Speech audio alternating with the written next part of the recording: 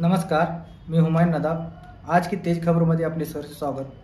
चला तर पाहूया आजच्या ठळक घडामोडी. हुपरी पोलिसांची दमदार कामगिरी. 29.50 लाखांचे 100 हरवलेले मोबाईल नागरिकांना परत करण्यात आले आहेत.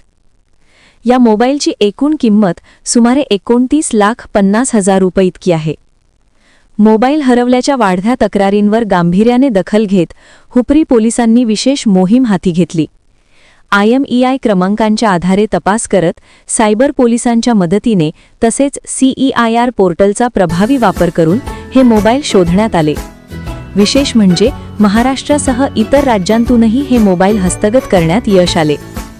पोलीस अधीक्षक योगेश कुमार गुप्ता, अप्पर पोलीस अधीक्षक अप्पासाहेब जाधव आणि उपविभागीय पोलीस अधिकारी विक्रांत गायकवाड यांच्या मार्गदर्शनाखाली पोलीस निरीक्षक NR चौखंडे व पोलीस कॉन्स्टेबल दर्शन धुळे यांच्या पथकाने अवघ्या एका महिन्यात ही कामगिरी पार पाडली.